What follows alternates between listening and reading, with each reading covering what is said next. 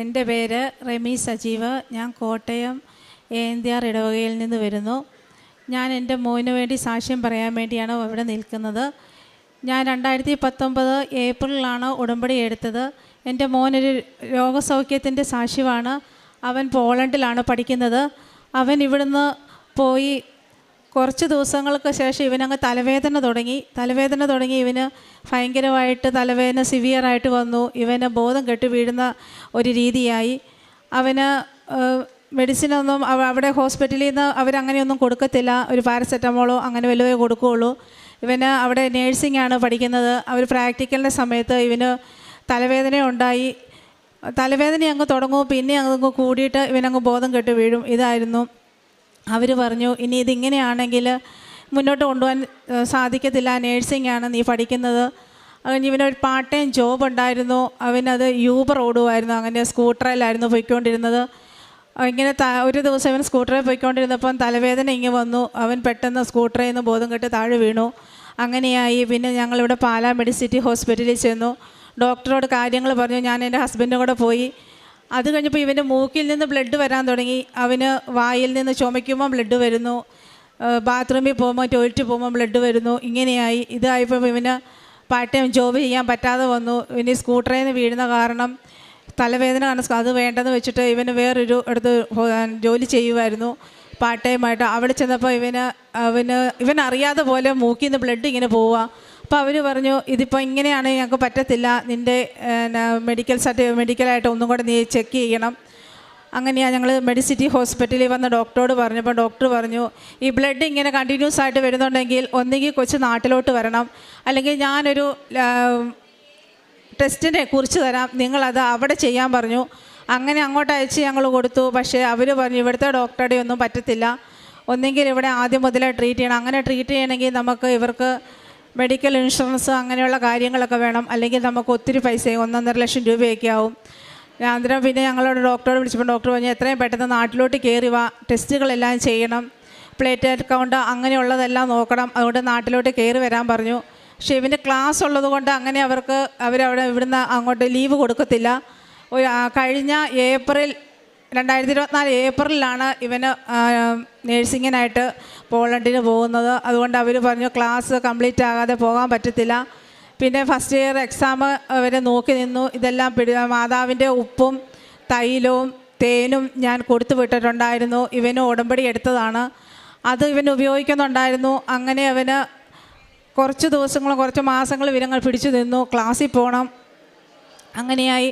Last ആയപ്പോഴത്തേന് ഇവന് university ചോദിച്ചിട്ട് അവർ പറഞ്ഞു, എന്നാൽ പ്രാക്ടിക്കൽ പിന്നെ ചെയ്താൽ മതി, നാട്ടിലോട്ട് പൊയ്ക്കോളാൻ പറഞ്ഞുകൊണ്ട് അങ്ങനെ ലീവ് കൊടുത്തു.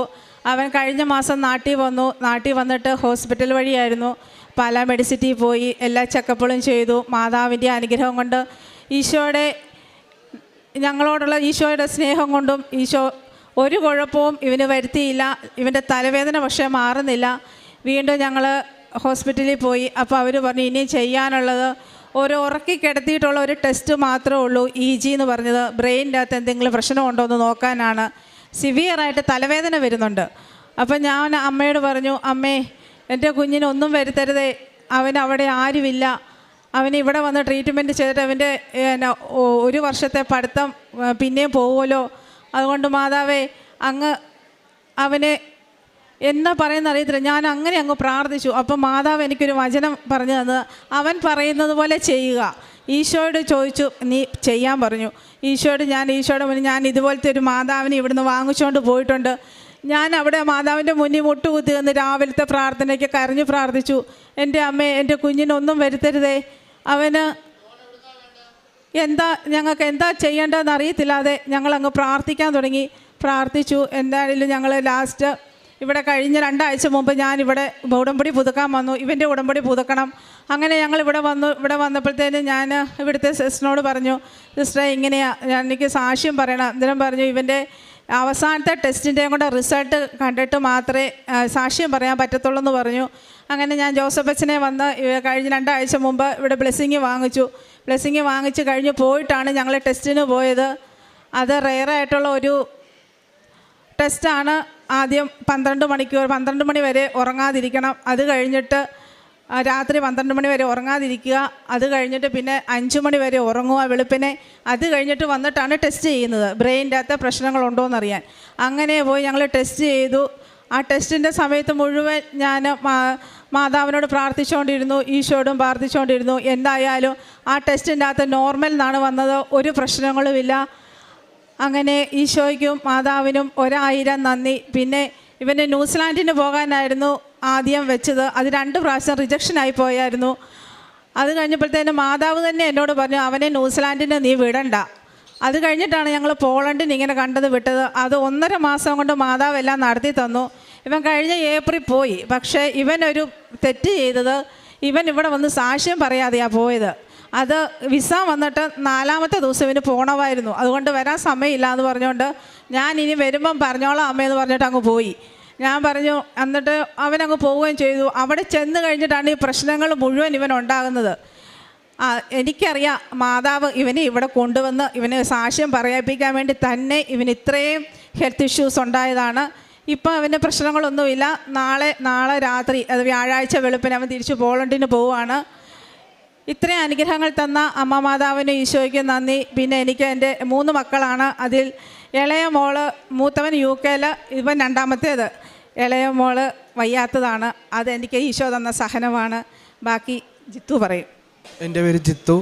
ആദ്യം തന്നെ ഞാൻ മാതാവിനോട് ക്ഷമ ചോദിക്കുന്നു വന്ന് സാക്ഷ്യം പറയാതെ പോയതിന്. ഞാൻ +2 കഴിഞ്ഞ് 3 കൊല്ലം പുറത്തു പോകാൻ വേണ്ടി ആഗ്രഹിച്ച് ഇങ്ങനെ നിൽക്കുമായിരുന്നു. 2 കൊല്ലം ന്യൂസിലാൻഡിൻ്റെ കാര്യത്തിന് വേണ്ടി നിന്നു. അങ്ങനെ 2 റിജക്ഷൻസ് വന്നു. പിന്നീട് ഞാൻ ഉടമ്പടി പുതുക്കി. അന്നോട്ട് ഞാൻ പാവപ്പെട്ടവർക്ക് ഭക്ഷണം കൊടുക്കുകയും ഞാൻ ഇവിടുന്ന് പത്രം മേടിച്ചിട്ട് കോട്ടയം പള്ളിയിൽ കൊണ്ടുപോയി അവിടുത്തെ ബസ് സ്റ്റാൻഡിലും കാര്യങ്ങളും കൊണ്ടുപോയി പത്രങ്ങൾ വിതരണം ചെയ്യും.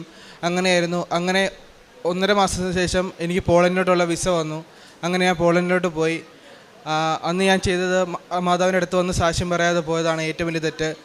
അവിടെ ചെയ്ത ശേഷം ആദ്യത്തെ സെമ്മ് കഴിഞ്ഞപ്പോൾ തൊട്ട് 6 മാസം കഴിഞ്ഞു. ആദ്യത്തെ സെമ്മ് കഴിഞ്ഞപ്പോൾ തൊട്ട് എനിക്ക് ഓരോരോ പ്രശ്നങ്ങൾ, തലവേദന, മൂക്കിൽ നിന്ന് ചോര വരുന്നത്, വായിൽ നിന്ന് ചോര വരുന്നു. എനിക്ക് അങ്ങനെ ഭയങ്കര ടെൻഷനായി. ഞാൻ ആദ്യമേ ഒന്നും വീട്ടുകാരോട് പറഞ്ഞില്ല, തന്നെ പൊക്കോളുമായിരിക്കും എന്നൊക്കെ ഓർത്ത് ഇങ്ങനെ ഇരുന്നു.